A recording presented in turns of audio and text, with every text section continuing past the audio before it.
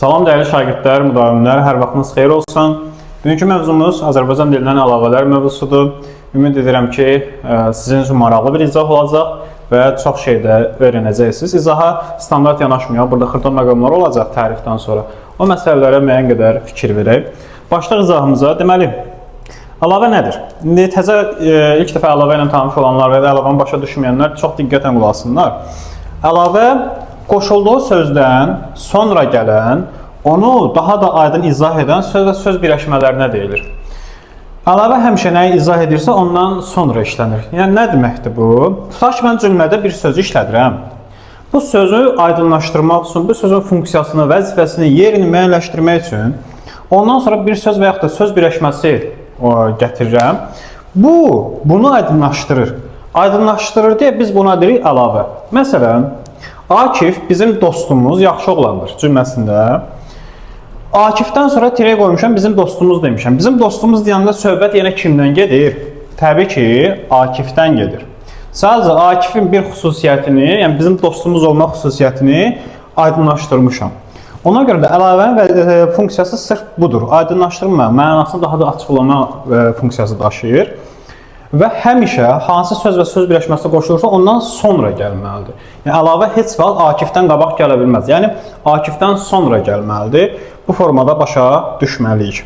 Əlavələr, demək olar ki, dediyimiz kimi, söz və söz birləşmələri ifadə oluna bilər. Testdə də sizə düşəndə əlavənin ifadə vasitəsini deyin. Məsələn, mən baxıb görürəm ki, bizim dostumuz üçüncüdə təyən söz birləşməsidir, yəni isim birləşmədir. Deyəcəm ki, buradakı əlavəmiz isim birləşmə ilə ifadə olunur. Bu, məsələn, sifətlə də ifadə oluna bilər, isimlə də ifadə oluna bilər. İfadə olma budur ki, yəni bu nə ilə işlənib? Nədir bunun özü? Baxıb görürəm ki, söz birləşməsidir. Deməli, olur orada söz birləşməsi.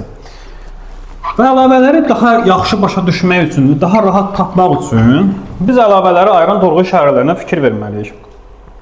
Əlavələr təməl 3 şeylə ayrılır. Bir vergüldür, yəni sözlə əlavə arasında vergül qoyuram. 2 tirə qoyuram, bayaq tirə qoymuşduq. Üstəki, yəni bağlayıcısından istifadə edirəm, özündən əvvəldə vergül qoyacam, yənindən qabaq. Məsələn, gəlin cümlələrə fikir verək. 3 dənə cümlədə yazmışam. Əli müəllim, universitet rəhbərimiz bizə gəldi. Bax, burada əlavəmiz hansıdır? Universitet rəhbərimiz. Universitet rəhbərimiz hansı sözü əlavə edir? Əli müəllim sözünü. Aralarında nə ilə ayırmışam? Vergüllə ayırmışam. Deməli, burada əlavəmiz var və Əli müəllim sözünün əlavəsidir. Bir dənə də testdə bəzən suallar düşürsə, deyir ki, məsələn, ən çox testdə düşən sual tipidir bu. Deyir ki, əlavə hansı cümlə üzvünü izah edir? Yəni, hansı cümlə üzvünün əlavəsidir? Onu da tapmağın çox rahat bir yolu var. Məsələn, Əli müəllimə sual verirsiniz. Kim? Əli müəllim.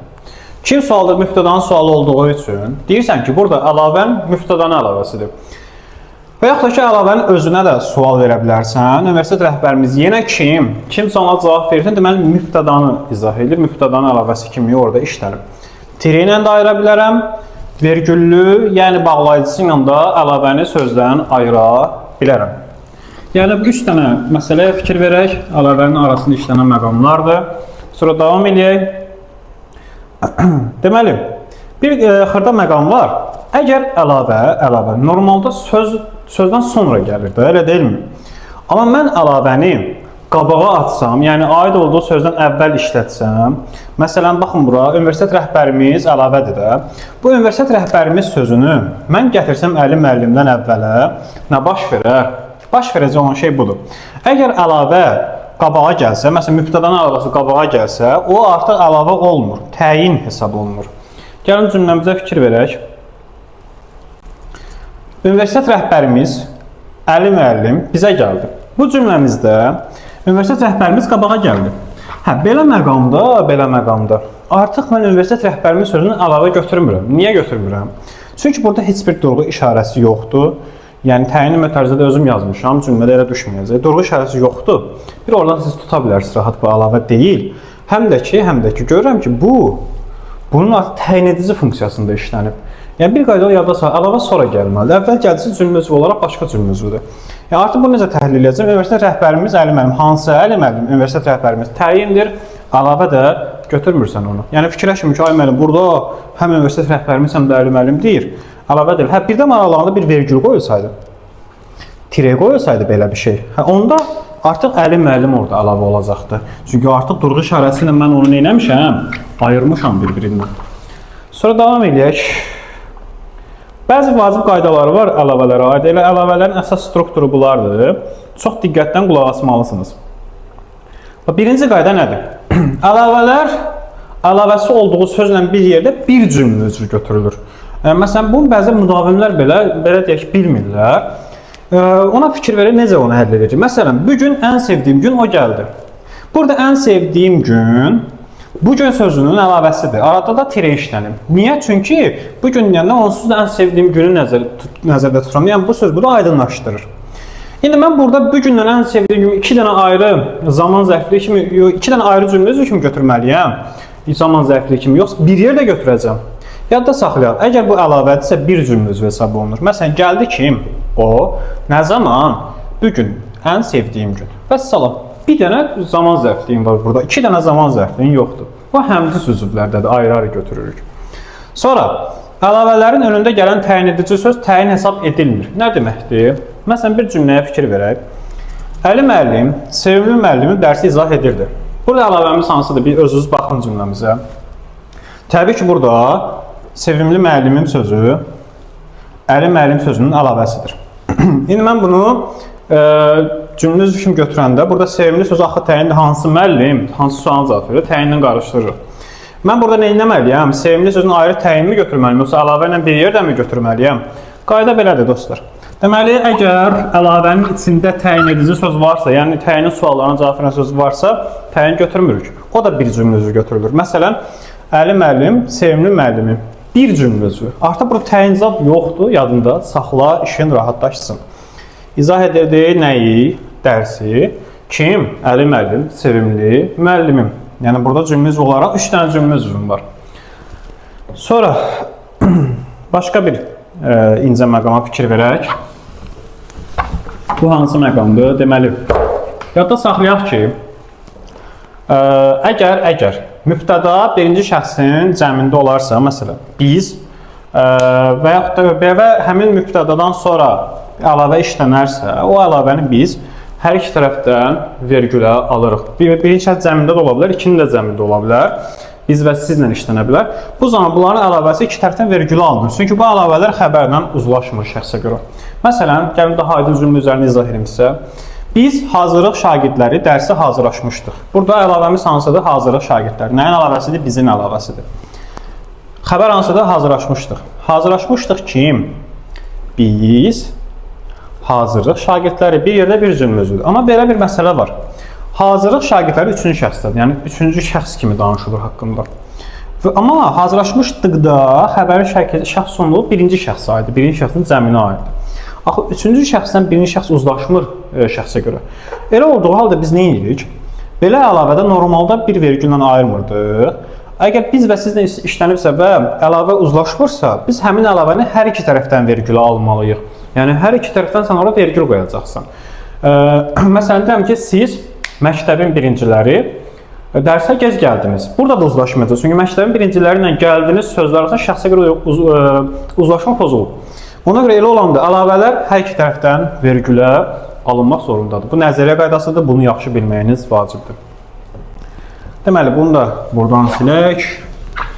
Davam edək 4-cü qaydamızdan. Deməli, bəzən uşaqlar əlavələrdə dimin çaşdırıcı testlərində xəbərin əlavəsi bəzən çox düşür. Və şagirdlərin çoxu da çaşdırırlar bu mövzunu. Söhbət nədən gedir? Gəlin bir cümləyə fikir verək, cümlə üzərindən sizə izah edin. Cümlə belədir. O, universitetdə hazırlaşanda Bakıda Küləklər şəhərində idi. İndi səndən test soruşacaq ki, buradakı əlavə hansı cümlə üzrünə aiddir? Baxıb görürsən ki, əlavəmiz tirə buradadır. Demək, əlavəmi bu tərəfdə axtarmalıyam. Əlavəmiz Küləklər şəhərində sözüdür. İndi burada. Hansı sözün əlavəsidir Küləklər şəhərində? Bakıda sözün əlavəsidir. Sənə testdən soruşur ki, bu hansı cümlə üzrüdür? Əlavə hansı cümlə üzrünə aiddir? Uşaq da götürür, Bakıda sözə sual verir, harada sualını verir. Və fikirləşir ki, harada sual axı yer zərfliyinin sualıdır. Deyir, müəllim, burada əlavəmiz yer zərflinə aiddir. Amma bu köklü şəkildə yanlışdır. Niyə yanlışdır? Əgər əlavənin sonunda imiş isə hissəci, şəxs sonluğudur, şəkilçi, xəbəri şəkilçiləri varsa, yəni əlavədən dərhal sonra gəlibsə, o zaman bu əlavə xəbərin əlavəsi hesab olunur. Yəni zərfliyin əlavəsi götürməyəcəksən. Çünki məntiqə qalsa, mən buradan bu əlavəni silsəm, bu idi avtomatik olaraq gəlir Bakıda sözünə qoşulur. Bakıda idi. Elə deyilmi? Hə, Bakıda idi artıq xəbərdə axı. Çünki fikir bitir, fikir sonlanır burada, xəbər hesab olunur. Sadəcə indi həmin xəbərə mən əlavə qoşmuşam, idini gətirmişəm sona. Deməli, nəticə olaraq buradan belə bir nəticə çıxır ki, bu xəbərin əlavəsidir, zərfli ilə qarışdırmaq olmaz. Nəyə fikir veririk? Əlavənin sonundakı şəxs sonluğuna, dörd-bir şəkilsizlərinə, id imiş isə hissəciyinə fikir veririk ki, görə əlavənin sonunda varsa, mən onu artıq xəbərin əlavəsi kimi götürəcəm. Bu vacib qaydadır, burada özünüzü çaşdırmayın qətiyyən. Biraz bu qaydanı yaxşı bilsəz, artıq əlavənin tələlərindən, çox önəmlisindən çıxmış olacaqsınız. Bir də bəzən testlərdə bizə belə cümlələr düşür. Bəzi sözlər var ki, onlar cümlədə yox, bircə dəqiqə, bu xitaba aid qaydadır. Biz davam edək buradan. Gəlin əlavələrlə aid bəzi cümlələrə fikir verək və ifadə vasitələrini tapaq. Məsələn, mübtədanın əlavəsi necə olur? Rüstəm, igid insan, dünən bizə gəldi. Əlavəmiz hansıdır? İgid insan. Nəyə əlavə edib? Nəyin əlavəsidir? Rüstəmin. Əlavəni tapmanın ən rahat yolu bilirsinizmi nədir? Tiridən qabaqçıca sual verirsən. Rüstəm, kim? Rüstəm. Kim nəyin sualıdır? Mübtədanın sualıdır. Deməli, əlavə nəyin əlavəsidir? Mübtədanın əlavəsidir. Sonra, oxuduğum şeirlər onun Gülbaharındır. Yenə əlavənin sonunda dırdır şəkilsi varsa, bayaq izah elədim sizə. Deməli, nəyin əlavəsidir bu avtomatik olaraq? Xəbərin əlavəsi. Birbaşa xəbər götürsən bir yerdə, bunda bir yerdə mübtəda götürürsən. Tamamlığın əlavəsinə fikir verək. Çətin gün görmüşləri, yəni həyat bizi çətin gün görmüşləri sınayır. Əlavəmiz budur. Tirədən qabaq söz nədir? Bizi sual verir. Kimi? Kimi nəyin sualıdır? Avtomatik olaraq tamamlığın sualıdır. Deməli, burada da nəyin əlavəsi götürürüm mən onu? Tamamlığın əlavəsi götürəcəm. Bax, belə məqamlara fikir verək. Burada bizi çaşdıracaq məqam nədir? İsmi və feili birləşmələrin aslı tərəfləri. Baxın. Məsələn, gəlin cümləyə baxaq. Uşaqların, yəni uşaqların dərsi mükəmməl öyrənənlərin günü idi. Burada əslində bir ismi birləşmə var. Yəni ismi birləşmə var. Və əlavə bu ismi birləşmənin aslı tərəfini izah edir. Əlavəmiz hansıdır? Dərsi mükəmməl öyrənənlərin. Nəyin əlavəsidir? Dərsi mükəmməl öyrənən deyəndə nəyi nəzərdə tuturam? Uşağı nəzərdə tuturam da. Deməli, uşaqların sözünün əlavəsidir. İndi bu əlavəni cümlədən çıxartsaq, əlavə tutaq ki, yoxdur cümləmizdə. Cümləmiz necə olacaq? Uşaqların günü idi cümləsi olacaq, elə deyilmi? Uşaqların günü görürəm ki, söz birləşməsidir, ismi birləşmədir. Hə, deməli, burada bu əlavə, bu ismi birləşmənin birinci sözünün əlavəsidir. Belə olan hallarda nə edirik? Biz artıq bu əlavəyə tamamlığın, mübtədanın, zərfliyin, xəbərin, təyin əlavəsi deyə bilmərik. Çünki axı söz birləşmələrinin aslı tərəfi müstəqil cümlə üzvü hesab olunmur. Olunmadığı üçün də sən burada deyəcəksən ki, söz birləşməsinin və yaxud da ismi birləşmənin asılı tərəfinin əlavəsi işlənmişdir. Feili birləşmələrdə də necə olur o? Deməli, onu bir dənə tapaq, hə. Cümləyə fikir verək, feili birləşmələri də sizə izah edeyim. Məsələn, cümlə deyir ki, Anar, müdirimiz danışanda hamı diqqətlə dinləyirdi. Burada bizim əlavəmiz hansıdır? Müdirimiz. Çünki hansı söz izah edir? Anar sözünü izah edir.